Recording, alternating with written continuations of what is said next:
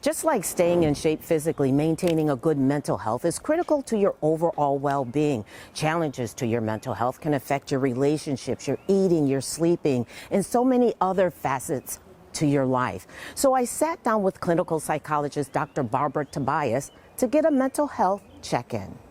Thank you so much, Dr. Tobias, for sitting down with us and talking about this. I'm going to start with something very basic that I think everybody thinks they know, but I think a lot of us don't know. So explain to us, what is mental health? Okay, I'm glad you started with the positive. Okay. Yeah. Mental health is an overall well-being, and you can't be healthy mentally without being healthy physically. And so mental health basically means that there's meaning in my life, that I hit bumps, but I'm able to get through them.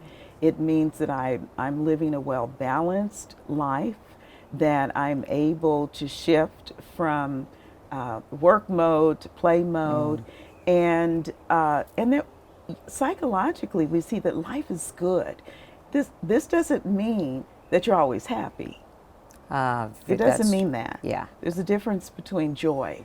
Yes. Yeah, and happiness. And happiness. Exactly. Yeah. Exactly. Happiness is fleeting. Happiness is fleeting. Yeah. And when it's there, be there with it. Enjoy it. Enjoy it. That's really important. So what causes mental illnesses? I mean, I think a lot of us think of the, physical abuse, verbal abuse, but there's just so many other things that could really impact a person's mental health and then bring on the illnesses.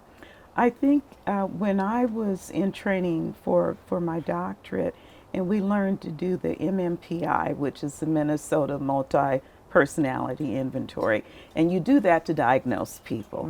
We always wanted to be sure we'd show up on the neurotic side. That's where depression and anxiety, that's where that shows up, because it's a paper and it's like a graph, and then we fold it in half. We don't want to be on this side because that's the characterological disorders. Okay. So when you look at the difference between the two and you're looking at what causes mental illness, I'll start with the neurotic side.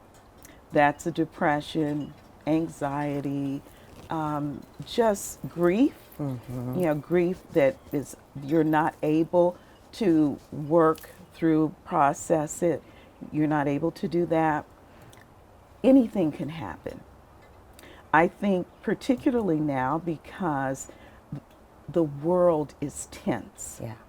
It is tense. It's kind of like a rubber band that you can, stretch it, pop back, stretch it, pop back. Stretch it, it pops. Or stretch it and it doesn't quite go back to the shape that it was in before. So on the side of anxiety and depression and all of that, it can be just life events that they're the straw that broke the camel's back. There are many people who've been depressed all their lives. Yes. Yeah. And so sometimes it's because of something that happens. Sometimes it's because there is a biological predisposition for that. Hereditary. Hereditary, thank you. I appreciate that. Hereditary. And when I see clients, I do what we call a genogram, and I do an emotional genogram so that I'm able to actually see, well, what happened with grandmother and grandfather, and what happened with daddy and his siblings? Oh, and this happens with you. So some of it may be learned behavior, but the biological predisposition just basically means we all have our tipping point. Everybody Our does. breaking point. Yeah. Exactly. Yeah. And the extent to which you can spring back makes the difference between mental health and moving into mental illness. Yeah. You know, I am a strong believer that everybody should sit down with a person like you at absolutely. least 3 times a year. You know what I mean? You know, even if you're having a great year, I think you should always do, a mental health check-in. Absolutely. Yeah. Absolutely. Why don't you think we support that more in our society? Why is there such a stigma to mental health? I think that we grow up with expectations that are not based on reality. Okay. So if what you're experiencing is different from what you expected, then you deny it. Men in particular deny depression, and they don't understand that one of the early symptoms for them is anger, because that was the only emotion that they were given permission to feel as a man. Yeah. We feel empathy. We talk to our little baby dolls. We say, "Oh, did she hurt your feelings? I'm sorry." Boys are not doing that. That G.I. Joe, or that was in my day, but you know, they're shooting, killing people.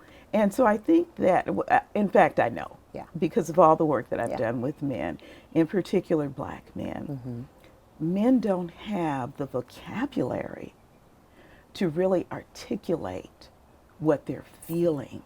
And so why is it that it's a stigma? There are myths, because to have mental health problems means you're weak. It means you're crazy.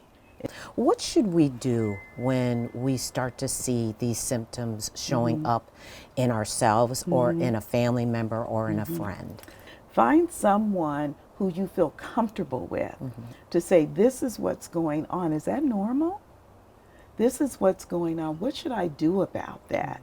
If it seems strange to you, it is probably strange. There's something wrong. Sometimes people who are very depressed will isolate. They'll lose weight or they'll gain weight. Sometimes you'll see road rage. People who have road rage, we need to do something about that. So talk about it. Have the courage to talk to someone you trust. And it may or may not be a family member. Right. Yeah. Yeah.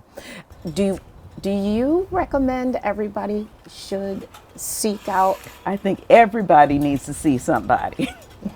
Everybody. Everyone.